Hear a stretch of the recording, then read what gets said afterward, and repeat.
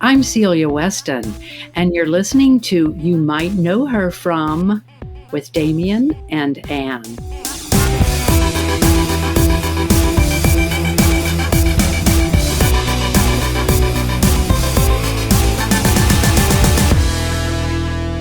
Hello and welcome to another episode of You Might Know Her From with Damien and Ann. I am Damien. I am Ann, and we are fresh off turkey weekend. Did you eat turkey this weekend? You've been going a lot of vegetarian. I actually didn't ask you if you ate turkey or not. I had more meat this past week than I've had in 6 weeks, and it was an adjustment. And I tried to be like, Mom, I don't really eat meat anymore. And she was like, great, I've been waiting to eat these meatballs.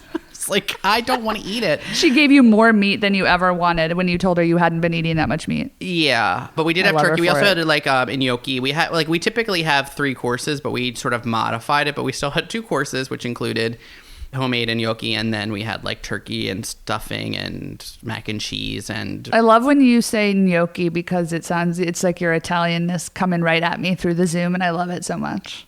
Because I say gnocchi. Yeah. And now I think it's a word I never say because I don't ever want to say people it wrong. Love to say like gnocchi or gnocchi, which is I say like gnocchi, and I know that's wrong, so I will never say it out loud. I'll never order it from a menu because I don't want to say it out loud. My mom has taken to like dictating text messages now. So the other day she was like, "It says in yucky in the iMessage," and I was like, "It's because you're dictating it and it doesn't understand what the fuck you're saying."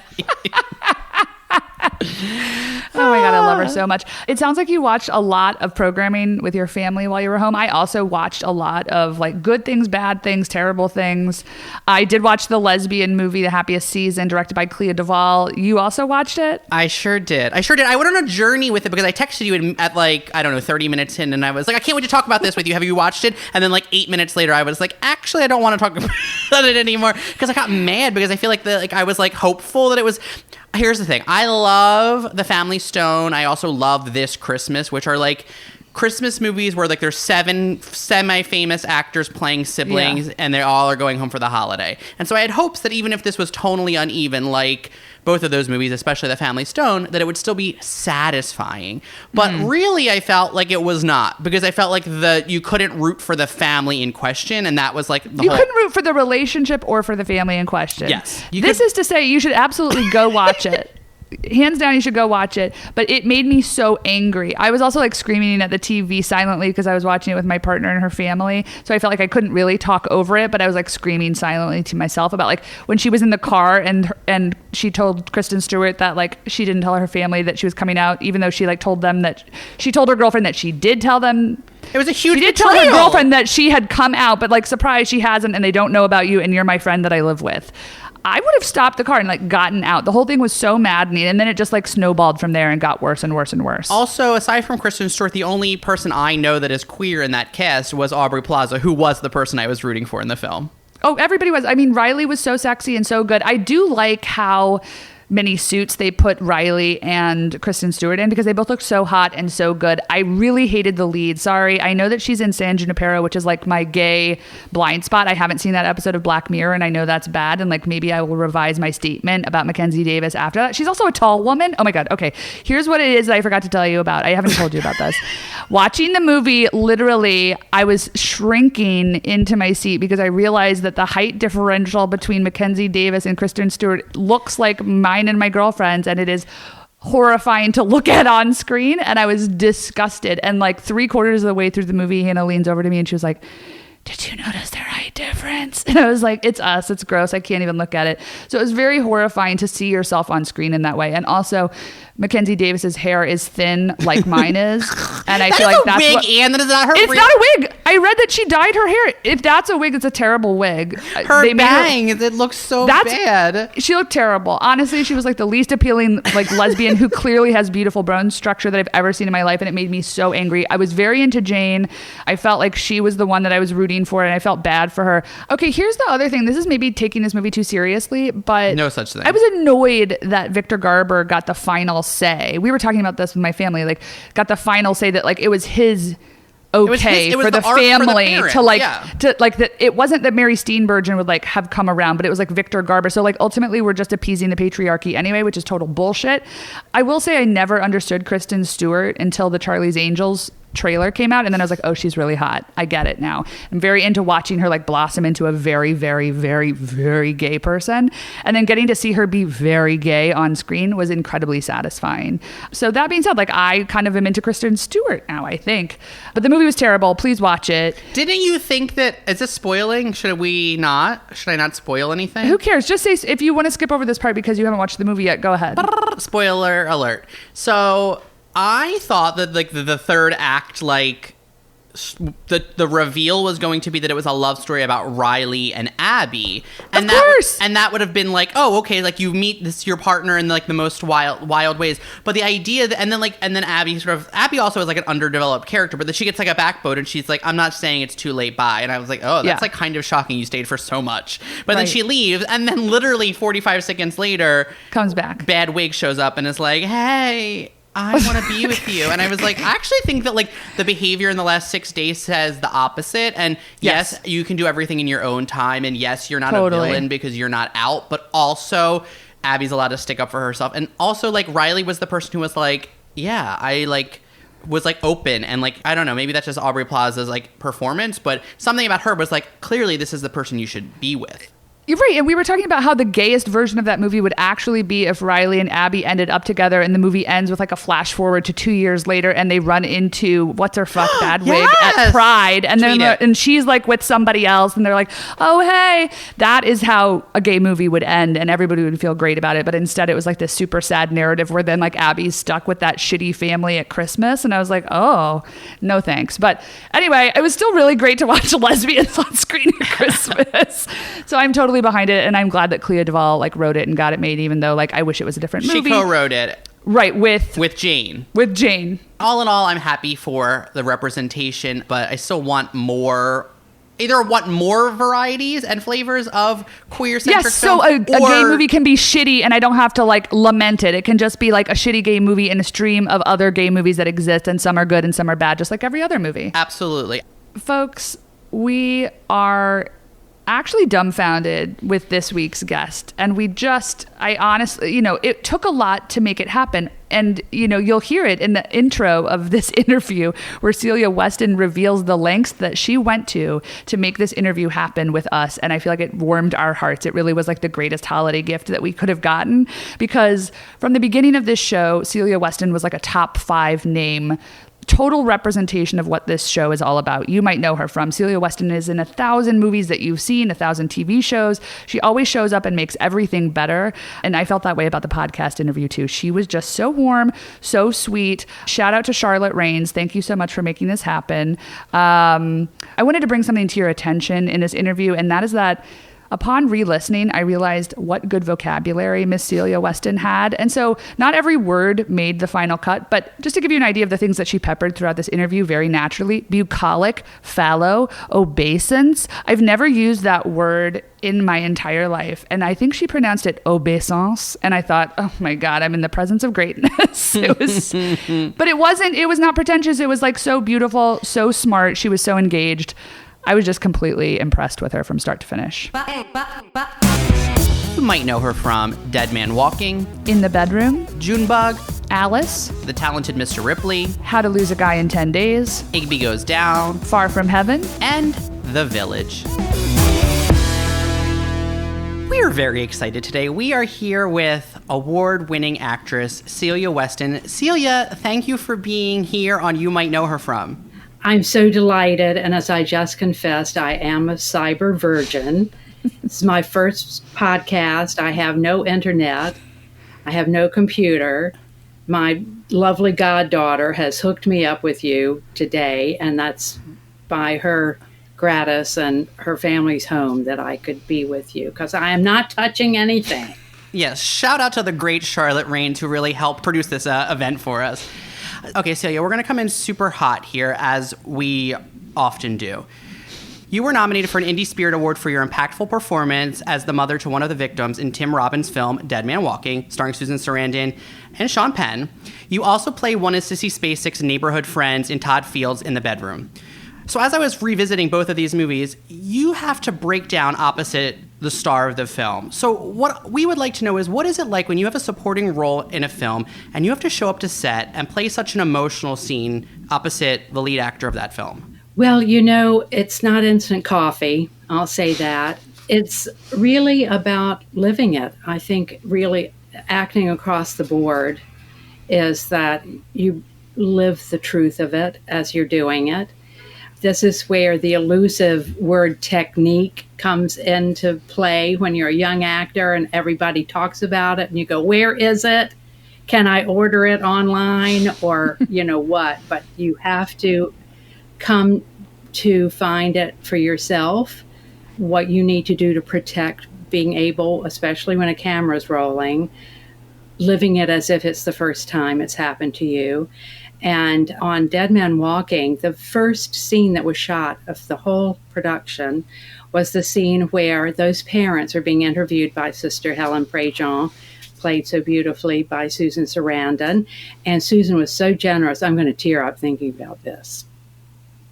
She had them do our coverage first, and she was filled with tears every time it got to the point in the story where I, as the mother, am remunerating about the last day that we saw our daughter alive and just the mundane things that happened in that day about, her hem was torn in her skirt and I gave her a safety pin to put it in. And so Susan was so fully there for me every take I had to make. And we shot that scene for the whole first week. And I remember learning that you have to keep drinking water because you can't keep crying all day if you don't scientifically refurbish your waterworks. And I started keeping a picture of the actress playing my daughter under my seat. So I'm giving my little technique secrets. And when we go again, I would pull it out and have those thoughts, put it away, and just be there. So it's not a day at the beach to do that. And to have a partner who is so fully for you, that is just a beautiful gift. Thank you for sharing your actor secret with you. I'd love to know if you remember, because Sissy Spacek in The Bedroom is so shut down, she's cold because she's grieving the loss of her son. How was that sort of conversely? Because that is a friend breaking down in front of a friend who's not giving them anything. What was that dynamic, if you remember? Well, I remember that we were setting up Todd Field's own house at the time in Maine. Cabin was where we were shooting, and they were setting up downstairs, and we had gone upstairs. Sissy and I were kind of hanging upstairs, and Todd came up and he said, do you want to run it? And we said, okay, sure. So we started, and it was just so full. Todd stopped us. He said, no, we got to just save this for camera. And we didn't really have to run that scene too much. And I must say, I did make a little adjustment because when we were running it as a rehearsal, Sissy got caught up in it too. And she wasn't the hard person. She was responsive and she was emotional as well. And so when we did get in front of the camera and she made her adjustment that she had to, I must say I'd gotten lulled into an expectation of what it was going to be from where we had rehearsed it. And so then to hit that character wall, I did have an adjustment to make, and it was all richer for it. So something that these two films we're discussing has in common is that they're both directed by actors turned directors. Something that we noticed you've encountered before in your career with Diane Keaton in Hanging Up and Unstrung Heroes, Jodie Foster in Little Man Tate, and Alan Alda on A New Life. So we were wondering if, when you're working with an actor turned director, if there's more attention paid to the performance when you're working with that director. Well, I just think that it's a beautiful thing to have that in your director, not that someone who's a director who hasn't been that is, those are other there are other gifts there. But when your director knows the actor's process, that's half the battle. When they know what is going to serve your performance, what's going to hinder it. I've been in situations where a wonderful director who's produced beautiful films was trying to help an actor, and it was the antithesis to what that actor needed. And I felt so bad for him because it was just anchoring his performance. But I think that's something you can trust. If you have a director who's been an actor, they are your kindred spirit, and they know how to throw you a lifeline. So we're just going to keep the laundry list of directors going since we're in that category. So in addition to these actor-turned-directors, you've worked with so many auteurs. So we're just going to name some of them for our listeners. Todd Haynes with Far From Heaven, Anthony Minghella for The Talented Mr. Ripley, M. Night Shyamalan with The Village, David O. Russell and Flirting with Disaster, Ryan Murphy from American Horror Story, Woody Allen with Celebrity, and Ang Lee, of course, with Hulk and Ride with the Devil. I've glazed over, totally glazed over. It's a legitimately impressive list. Yes, well, thank you. I really, and I'm proud of that too, to have been in their selection process and invited to join them. Todd Haynes is beautiful, and from his, as an auteur, his work is so varied. He's never repeated himself. Mm-hmm. And so for Far From Heaven, I met him on set. That film was his tribute to Douglas Sirk and a whole era of films from the 50s. He had Elmer Bernstein, who, of course, had worked with Douglas Sirk, do the soundtrack for the composer for this film, the heightened technicolor of it, and it was an amalgamation of Sirk's films, All That Heaven Allows, with Jane Wyman and Rock Hudson, and then Lana Turner's film, I'm forgetting the title. I always want to say Lust for Life, but I think that's the Michelangelo film, right? So he took those two storylines and made them into Far From Heaven. Julianne Moore was so beautiful in it. I'm just so proud to be a part of that. And he gave me the part of the society town gossip, or as I called her, Mona Lauder, destroyer of lives. And she sets, their world aflame. And so that was beautiful. Sandy Powell did our gorgeous costumes, and I love Todd for inviting me to be part of that. We sort of rattled off this laundry list of male directors at you, but you've also worked with Diane Keaton twice as a director, and then you also starred with her in Palms, directed by Zara Hayes, who is another woman. And so Anne and I were just talking, because obviously you've worked with a lot of these like legendary male auteurs, but we were like, is there a difference in the vibe on set of a woman set versus a man set? Yes, and there's definitely differences among women as well about their sets. Zara is just a lovely English woman who came from documentary film making, and she was so gracious and open to all of your ingenuity and really welcoming of it, and so grateful and so expressive that she was. And Nancy Myers, I just had a small part in The Intern. That woman just... she's just churns out huge hit films. So she's definitely got it down how she does that. My experience was that she's very much in control. She doesn't need or invite improvisation. She's written it. She's fine with those words. And let's just do those. How about you? And,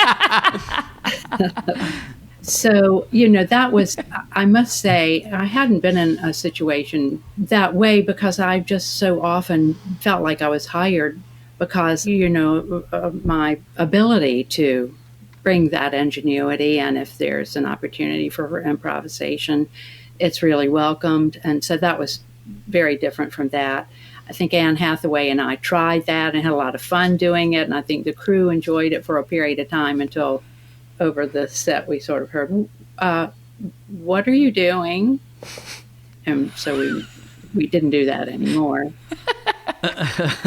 Nancy Meyer's shutting it down. As she should. She knows how to make her films. Of the many people that you've worked with, is there someone whose sort of style or aesthetic feels particularly tailored, or, like you said, a kindred spirit for your particular skill set of talents? Well, yeah, a couple. I'd say Jody Hill, with whom I did Observe and Report, the Seth Rogen film, and then we also did Vice Principals that involved Danny McBride as well. Yeah, that episode of Vice Principals where you get fired is so good. We had the best time. That's one of the best times I've ever had in my life.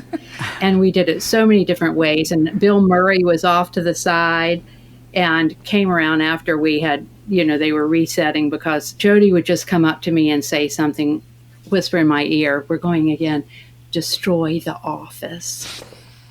So that would be, that's fun. Before I'd been mild-mannered reporter, and so we did that. And then when I was off waiting for the next go at it, Bill Murray, whom I hadn't even met, came around, gave me a huge hug and endorsement. And it was such a sweet shot in the arm from him. He appeared later in the series. So Jody, I love for that. And we did the same thing on Observe and Report. He wrote a great script, but also he just let us run till we were out of gas. Okay, Celia, we're going to switch gears a little bit. You played very famously Jolene Honeycutt on the series Alice, inspired, of course, by the film Alice Doesn't Live Here Anymore.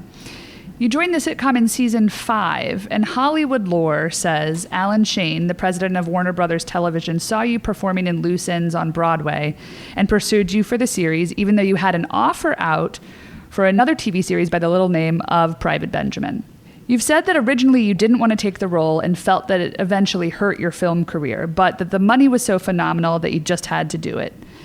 So with almost 35 years distance from that experience, do you consider Alice a stepping stone or a roadblock in your career?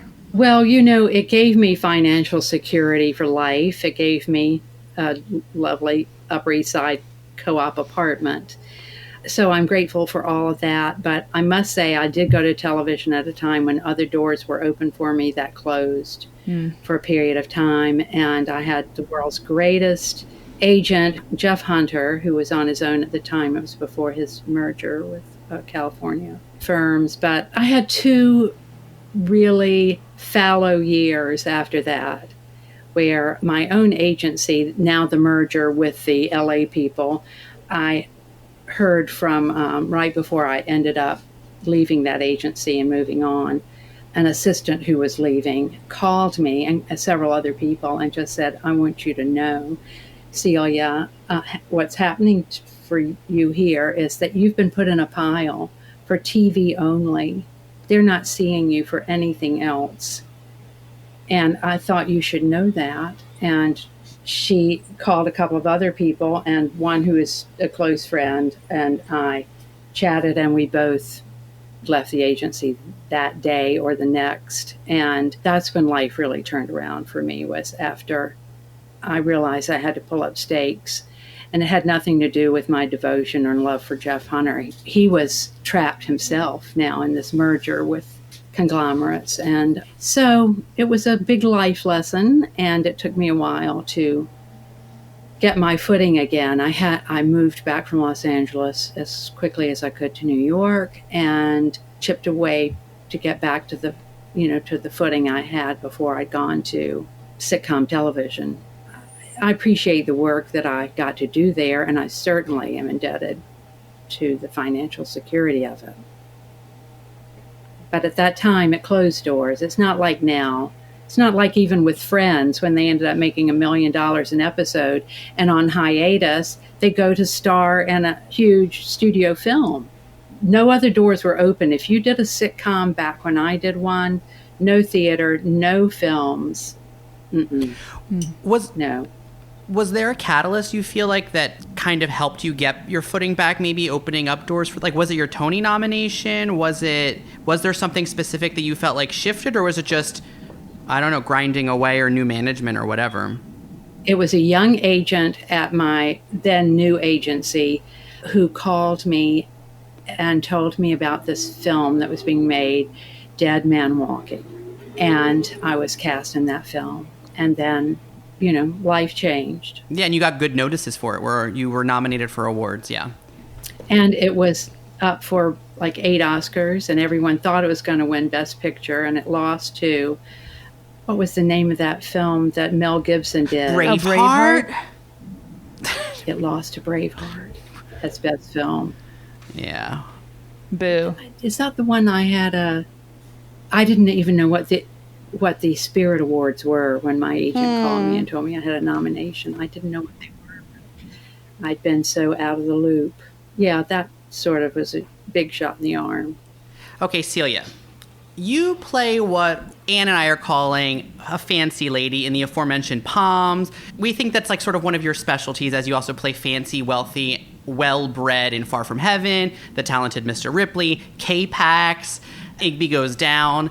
What do you think it is about you or what you bring into the room or on tape that leads casting directors to see you as such a refined woman of society?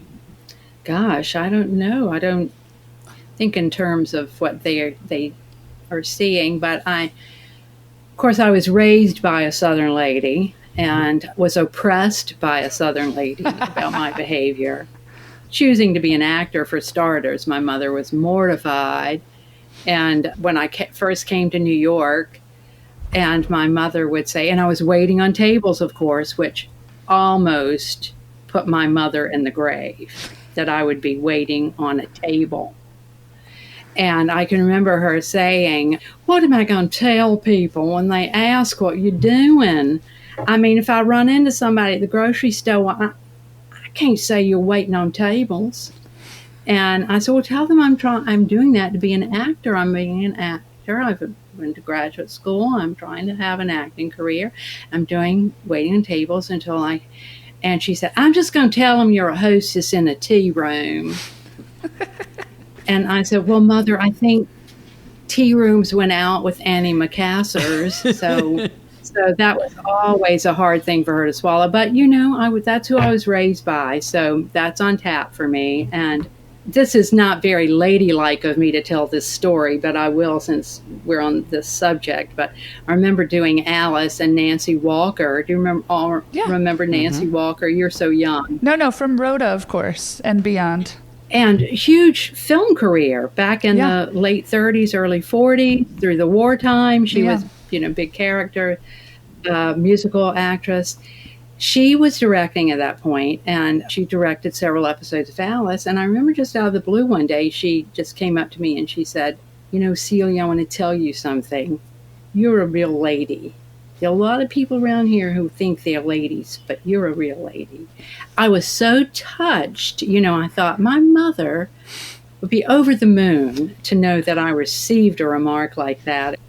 So it meant a lot to me, too, because you don't think about that, but I'm grateful that my mother did instill that in me. She was no day at the beach, mind you, but that she taught me the value of that. You mentioned this before, but you were born, of course, in Spartanburg, South Carolina. So when you're not playing this sort of fancy, well-bred coastal elite, you're often cast as a Southern woman, and sometimes a combination of both a fancy woman and a Southern woman. So you become, you get cast as a Southern belle sometimes. We read that you aren't concerned with being pigeonholed at any point anymore because you're no longer trying to build a career. Was that a big concern early on that you would be pigeonholed? Oh, absolutely. And I remember, case in point, I was offered the film, which has been a cash cow, How to Lose a Guy in 10 Days. Oh, yeah. But, play somewhere in the world every day. Mm-hmm. And when I was offered the part, Matthew McConaughey's character was from Staten Island. I hadn't met the director or anything until the day that we were going to shoot. So I had gone with a friend, a company manager, a theater company manager who lived on Staten Island. We went over for a day. I listened to dialects. I had been lucky to find a documentary on a Staten Island family who had lost a daughter during September 11th. So they were of Irish descent. And so I thought, well, I'd sound like those people. And I have a good ear, thankfully. So I really had the dialect down. And when I got to work, and we were in the home of the Staten Island family whose place we used, and the other actors were in, and so we started running our lines and all. And the woman whose house we were in said, I can't believe you're not from Staten Island. It just sounds perfect. And I said, oh, well, good, thank you. So then one of the PAs comes to get me and says, the director would like to say hello and thank me for doing this. I thought, oh, that's so nice. I'm all ready to go. We're just about to shoot. So I go down to meet Mr. Petrie, and he thanks me for joining them and all this kind of stuff. I said, I'm delighted. And he said, we're just thinking maybe Matthew's mother, whatever the character's name was, is, from the South. I'm going, we're on Staten Island? And yeah. And I said, okay. and or the other family or from the South? And he said, yeah, we're going to make Matthew from the South. And I said, and my husband, yeah. I said, Uncle Arnold, well, he doesn't say much, but sure, Uncle Arnold could be from the South. We think they're from Texas. And I said, so we're a bunch of Texans on Staten Island? So, you had built a backstory. You had done the research. You had a Oh, and I was so proud to be not doing a Southern role. I'm going to do this feature. Nothing Southern about it. I'm going to be completely Staten Island. And so anyway, I was so glad they hadn't said, we think you're from Zimbabwe. Can you do that in 20 minutes? So I was relieved I definitely had it in my toolbox to do it. And it turned out to be just what they needed and wanted. But it was a shocker. Sometimes you just have to pull it out your toolbox. Celia, we were very excited because, we've heard a lot of dialect work on this interview already, including a very good Nancy Walker and then that Staten Island that we just got to witness. But also, we didn't realize that you were going to do a Bavarian accent in Snow Falling on Cedars and a Czech accent in The Invasion with Nicole Kidman and Daniel Craig. What is the hardest dialect that you've ever had to perform? Oh, I probably haven't had to perform it yet. I mean, I do shudder sometimes just speculating of the prospects of something. For The Invasion, I knew an Eastern European woman through the Academy who was a sound editor. And I asked her if she might know someone I could spend some time with who wouldn't mind me recording them. And so that's the wife of a cinematographer who had just immigrated to the States, was someone she knew who was so gracious to meet with me for tea one afternoon and let me record as much as I needed from her. And I had some phrases of terms of endearment I wanted to use as the wife to her husband, because initially in The Invasion, that event that we're having was an anniversary party for the Czech ambassador and his wife that Nicole Kidman and Daniel Craig are invited to. So I wanted just some ad-lib terms of endearment that I could say to him as on the occasion. So I wrote phonetically things I asked her if she would say for me in the language, and I felt very secure about it, and she let me record her dialect. So that's how that worked out. But it's all, to me, about I have to hear it. I'm lucky to be able to assimilate it. Scottish a true Scottish one is very difficult. If just all those trills and specific regional, I would just have to be hypnotized or something and have it running 24/7 in my ears to assimilate that. But that's it. It's just work. It's just training your ear. Okay, Celia. We have entered the part of the show that we call the rapid fire. It's rapid for me and Damien. You can take as much time as you need. It just allows us to have non sequiturs. So just go with the flow. Theoretically, we're wrapping up. Okay, Celia. M. Night Shyamalan apparently put the entire cast of The Village through a 19th century boot camp to get the authenticity that he wanted. What did that boot camp look like and involve? And were you, Sigourney Weaver, Judy Greer, and Cherry Jones just all sitting together in your corsets, eating gruel and practicing your village accent? If only.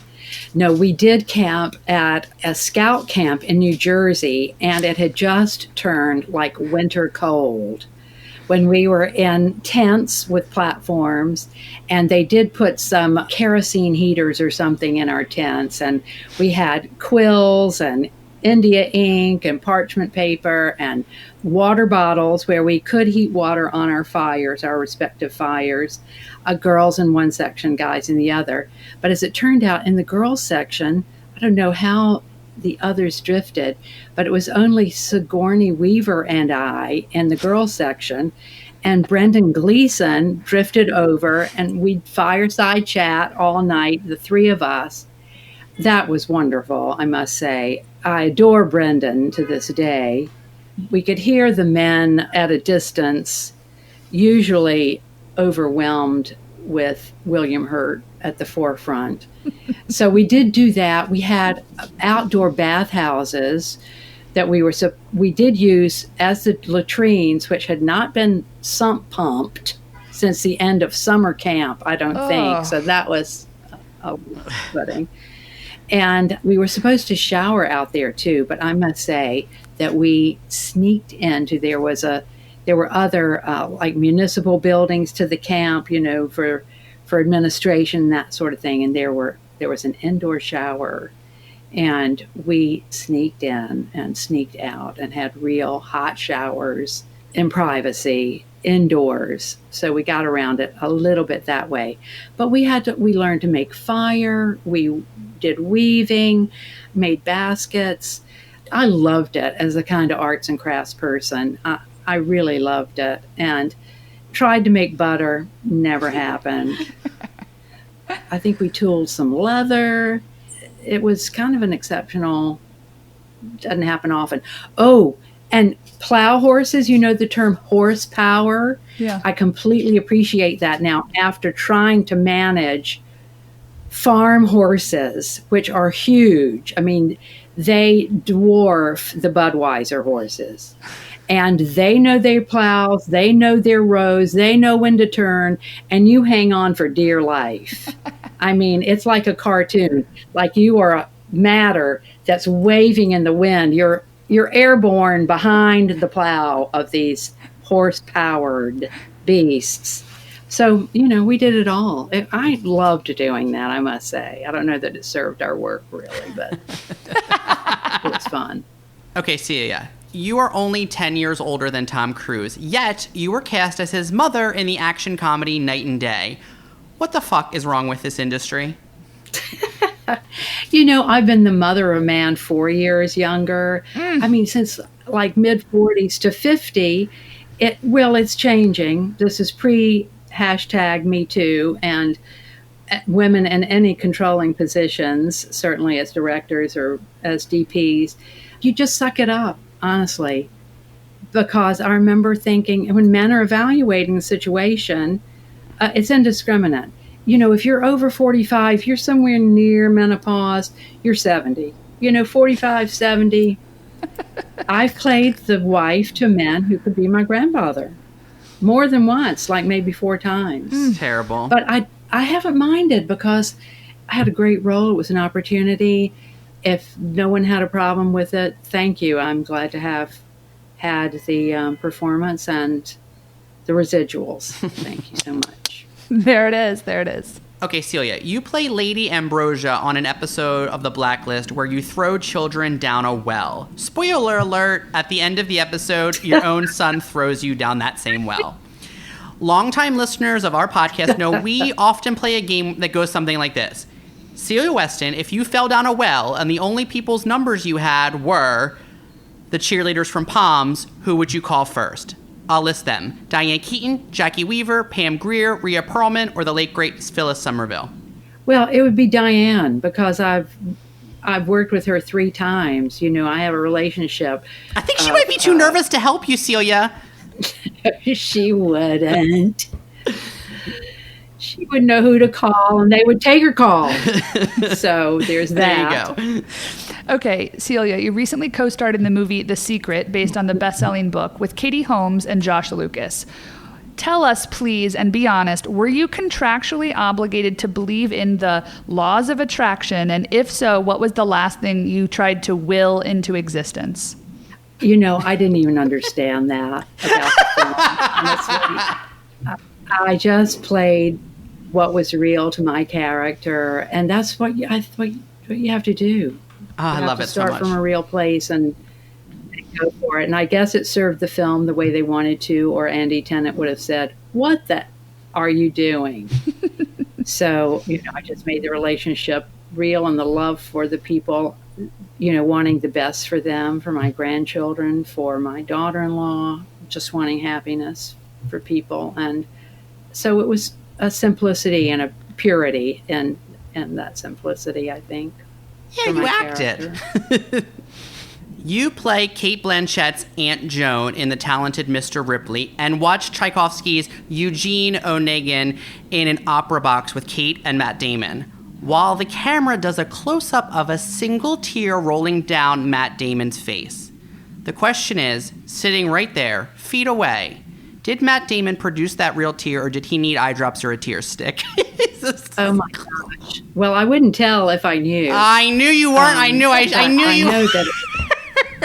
No, but we did have a discussion about it because he felt so much pressure, and I don't think this is too out of school. But it was so specific, the time pressure of that shot was so specific because the whole opera was going on stage. It was timed to the music. It was timed to when the death of that person happens, and he's looking at it as his beating death of Dickie Greenleaf / Jude Law. And they had rigged on stage for the blood to come, all these wired red claws that come out from the singer prone on the stage. All that has to be reset. And they were doing a zoom shot where it's coming down the tier of that opera house. San Carlo, was it, in Naples? And so the zoom camera comes all the way down and then comes rushing into his close-up. So it's an actor's nightmare to cry on that kind of cue. And I know because I'd done it in an Ang Lee film where he wanted a tear on a word. And I pat myself on the back to this day that I did that. And of course, it's not in the film. That close-up. Oh, come on. In this case, it was so difficult. And it was going on and on and on. And Matt was so thin because he wanted to be for that role. And, he was frustrated about it. And I just talked to him, said to him what I just told you all. I said, you got to drink water. You can't make tears if you don't drink water. And one thing is, part of that was psychological. And, there were more things I said that I should just keep for the actor to actor. But I know for sure on one take that they did that long and zoomed into him, and he did it, and it was beautiful. And everybody's thinking, yay, we've got it. And Anthony said, I'm so sorry. The camera, we had a little shake in the camera. So we'll go again. So I honestly don't know which take they used.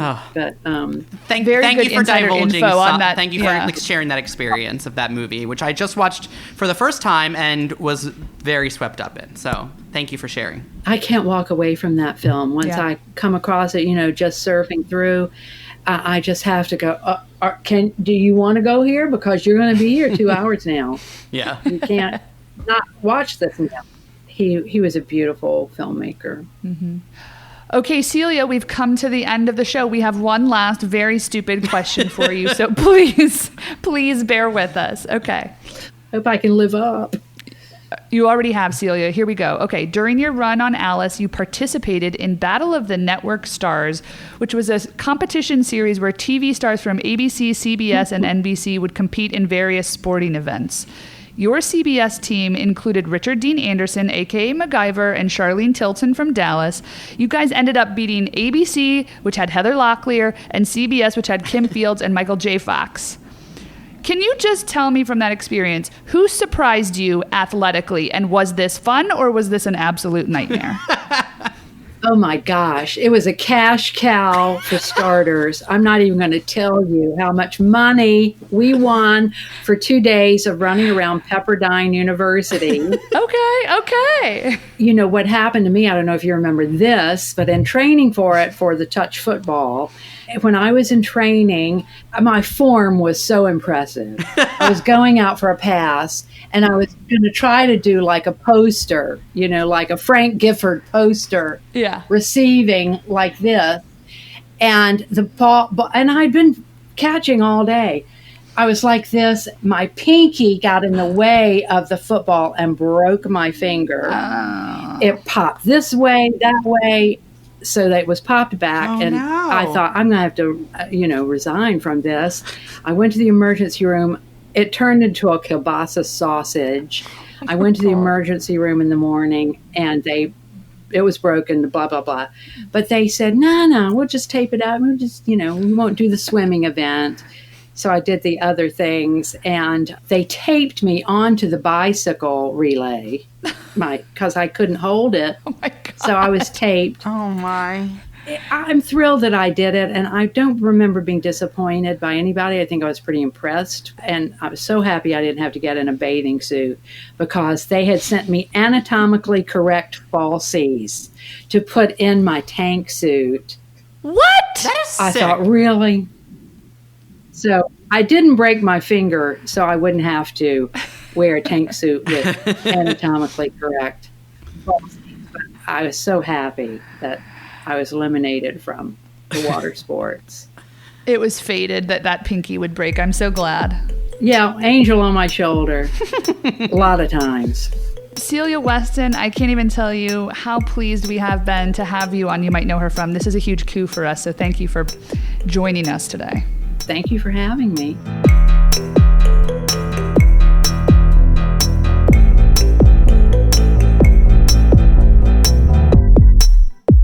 It's hard to know what piece of information I'm going to hold closer to me coming out of that interview. Is it that Celia did Battle of the Network Stars for a fat paycheck and broke her finger? Or is it that she would not reveal, and I knew she would not reveal if Matt Damon used a fucking tear stick? He did for sure, but he for sure did. I love but her she so was much. Too gracious to reveal it. Okay, other great takeaways: William Hurt monologuing obnoxiously around that fucking fireplace. Again, it was just a hint, but you knew Celia was giving us the dish on that. She was like, we could hear William Hurt at the top of his lungs around the fireplace when she was in that M. Night Shyamalan fucking boot camp. Also, Nancy Meyer's not into improvisation on the set. And of course, How to Lose a Guy in 10 Days. The director changing the accent last minute on her. Also, whoever thought that Matthew McConaughey could have done a Staten Island accent is a fucking nightmare. Like, who would have thrown that into Well, the they probably mix? thought that he didn't have an accent. Well, He has an accent when he speaks normally. He is from Texas. We were saying that that's like if Ann and I were directing a movie and that was like, someone was like, hey, what should I do? And we were like, whatever. I mean, yeah, just What do you do? Do what you do. Do what you do. Well, I trust you. I love what you did with that Bavarian accent in The Invasion. Can you do that? Also, what I loved about Celia is that she never said she felt confident. She said she felt secure. And I was like, I'm going to start using that. She was like, I felt really secure about that. I felt secure. And I was like, you're making me feel secure. Yeah, I feel like she was totally game. And you never know. I think of her as a very serious actress. This didn't make the interview, but she studied with the great Uta Hagen. Like, she talked about being in True West with Philip Seymour Hoffman and John C. Reilly and how they alternated roles. And it was like a really intense experience and one of her greatest theatrical dreams.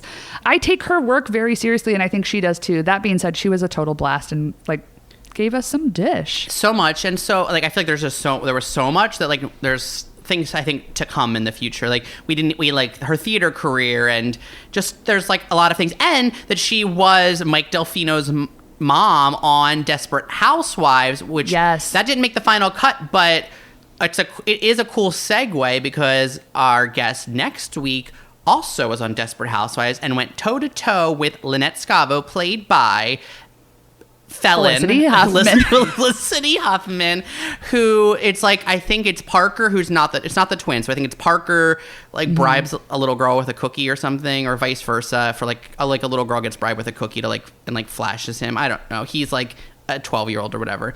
If you really know Desperate Housewives, I'm really letting you know who the guest is. So yeah, Lynette is talking to the teacher who gives her the a read down, and it's our next week's guest. So that's how Celia and our next week's guest are connected through the brain of Mark Cherry. Lovely, beautiful humans. Make sure that you're subscribed to You Might Know Her from wherever you listen to podcasts. And the best thing that you can do this holiday season is leave us a written review. Those are the things that boost us more than ever to the top of the charts. It gets us in people's ear holes. That being said, you can also recommend us to your family, your friends, the people that you're going on distanced walks with. If anybody hands you your cell phone, just make sure you subscribe on their podcast app on Google Play, wherever they listen. Make sure that you're plugging us into other people's ears as well.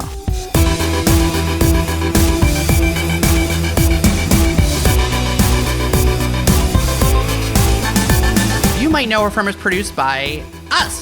Ann Rodeman and Damian Bellino. You can follow us on Twitter and Instagram at Damian Bellino and at Rodeman. That's RODEMANNE. We want to thank our beautiful consultants at Grumpy Entertainment. That's Jason Jude Hill and Daniel Sears. And all that editing you hear is also by Daniel Sears. Big thanks to Gang for all the music you hear in these episodes. You can find them on iTunes and wherever you listen to music. Oh my God, do you know what I forgot to tell you? Damian, do you know what I forgot to... Were you listening to me? Yeah, I'm sorry, I'm not verbally, yes. What? I played pickleball for the first time this weekend. Oh. I know. Guess what? My wrist hurts. Do you have a brace on? Do you have a fucking wrist brace on? I don't, but it hurts so bad and I didn't know that I could have wrist pain.